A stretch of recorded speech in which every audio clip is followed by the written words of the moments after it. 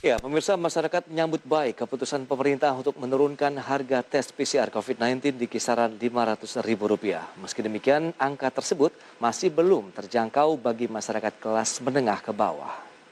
Kalau menurut saya sih udah lumayan bagus sih ya, cuman kalau untuk bagi yang kalangan bawah, misalkan harganya segitu masih belum terjangkau mungkin ya, mungkin mereka lebih butuh harga yang pas di kantong mungkin ya, jadi kalau misalnya mereka berpergian, perlu. Ya sebenarnya sih bagus, cuman kalau buat kalangan menengah ke bawah kayaknya masih kurang itu ya, apa namanya, kurang masuk lah ya harganya ya. Masih kurang sih, soalnya masih ada PPKM kan masih perpanjang, warga juga masih pendapatan masih berkurang lah. Kalau bisa sih antigen sih, iya, karena lebih murah, ya. Baik pemirsa, kita lanjutkan kembali perbincangan bersama dengan Bapak Yulus Sarkiat. Beliau adalah Managing Director Operational and General Affairs dari PT Medikaloka Hermina Tbk. Baik, Pak Yulizar, kita akan lanjutkan kembali Pak. Tadi sudah disampaikan ada beberapa pendapat ini dari masyarakat. Meskipun harga sudah diturunkan di level atau di kisaran 500 ribuan begitu untuk tes PCR-nya. Tapi disebutkan masih belum bisa menjangkau masyarakat kelas menengah ke bawah. Ini tanggapan dari Anda bagaimana?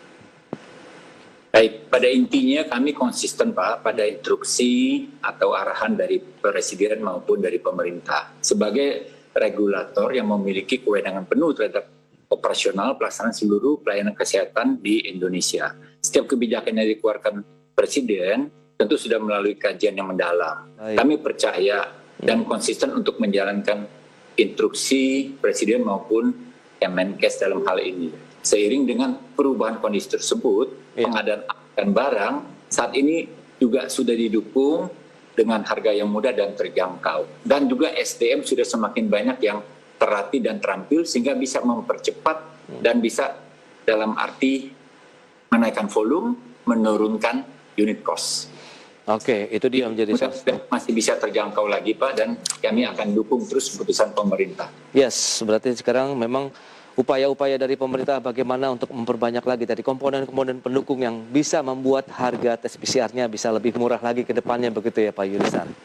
Ya, kita berharap vendor-vendor supplier bisa membantu kami dan juga tentu dengan dukungan pemerintah bahwa mereka bisa mengimpor dan pengadaannya dan semoga juga dari dalam negeri bisa mengadakan reagen-reagennya Pak. Baik.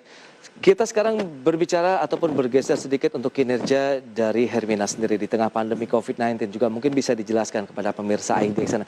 Bagaimana kondisi terkini Pak dari Hermina dalam menyikapi kondisi pandemi yang terjadi saat ini? Ya, tentunya kami konsisten dengan pertumbuhan bisnis kami Pak yang selama 5 tahun terakhir. Ya. Sehingga operasional memang banyak tantangan dari segi yang memastikan personal safety dari staff dan juga dari segi supply obat, oksigen dan PMHP.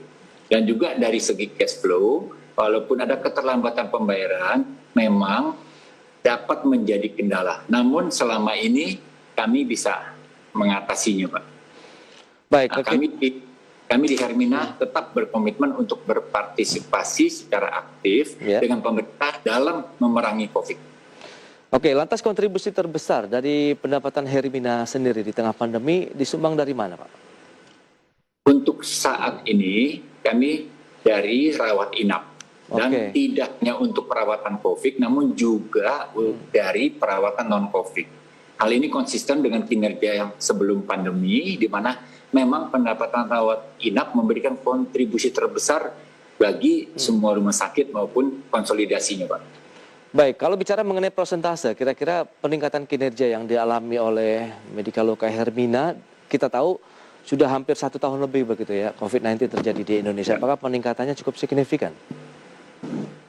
Ya, peningkatan kurang lebih sekitar 20% dari sisi revenue, Pak.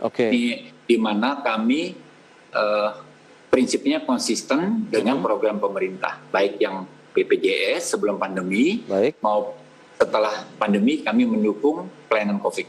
Oke, nah bicara mengenai pelayanan COVID-nya sendiri, sejauh mana upaya-upaya yang dilakukan oleh pihak Hermina sendiri begitu? Bagaimana dari sisi penanganan pasiennya, kemudian pasca mereka meninggalkan rumah sakit dan dinyatakan sembuh begitu? Ya, yang pertama kami mesti menyiapkan dari sisi nakes, Pak. Oke. Nakes ini harus diutamakan untuk safety-nya, Baik. vitaminnya. Kemudian zoning untuk pemisahan antara perawatan COVID dan non-COVID mulai dari IGD sampai ICU kami lakukan pemisahan yang tegas. Kemudian untuk pasien-pasien yang setelah sembuh, ini kami ada program yang namanya telemedicine. Jadi kami sampaikan bahwa mereka tidak perlu berkunjung, tapi bisa memakai fasilitas telemedicine kami. Baik, berarti itu menjadi salah satu inovasi digital yang dilakukan oleh Hermina. Betul sekali. Jadi di era pandemi ini kami mengembangkan telemedicine yang nantinya menjadi Halo Hermina. Seluruh fasilitas rumah sakit Hermina bisa dilakukan melalui daring, kecuali yang memang harus tindakan yang onsite. Jadi kita akan kembangkan lengkap sistem melalui Halo Hermina. Oke, nah bicara mengenai pasien-pasien yang dirawat mandiri begitu ataupun kita tahu isoman secara mandiri di rumah begitu, apakah juga bisa memanfaatkan layanan ini dan juga sejauh mana pelayanan yang sudah diberikan kepada pasien-pasien COVID yang melakukan isoman? Ya, baik. Jadi program isoman kami sudah luncurkan begitu rumah sakit IGD-nya mulai ada antrian, kami sudah meluncurkan paket isoman. Karena di dalam paket tersebut sudah termasuk telekonsultasi dengan dokter spesialis penanganan COVID, kemudian pengantaran obat, telemedicine Pak, telekonsultasi istilahnya. Nah, ini kami lakukan dengan dokter spesialis, kemudian pengantaran obat, dan juga perjanjian pemeriksaan laboratorium. Ada yang mau home care, ada yang datang ke rumah sakit. Oke, itu dia ya, berarti memang efektivitasnya sudah bisa dirasakan untuk Hermina sendiri karena tadi dengan pemanfaatan teknologi informasi tadi layanan bisa dilakukan meskipun tidak harus bertemu secara tatap muka begitu ya Pak Yulisar ya, paling tidak tadi yang Anda katakan bagaimana menjaga kondisi nakesnya juga tetap prima, tidak terpapar begitu secara langsung, tapi di satu sisi kita bisa mengawasi, paling tidak bisa memantau juga ini pasien-pasien COVID-19 yang melakukan isolasi mandiri. Ya, betul sekali Pak yang disampaikan oleh Bapak. Jadi inovasi dari digital marketing bersama medis dan penunjang ini bekerja sama menginovasikan pelayanan yang dibutuhkan masyarakat. Yes, dan itu terbukti tadi dari bed occupation rate-nya turun sampai dengan 50% ya untuk wilayah Jawa Bali untuk Hermina sendiri. Untuk saat ini ada yang 30, ada yang sekitar 30-40 lah untuk saat ini. Baik. Kita bersyukur Pak dengan penurunan pandemi di Jabodetabek dan Jawa Bali. Yes, jadi kita juga bisa fokus untuk menangani penyakit-penyakit lainnya begitu ya Pak Yulisar ya.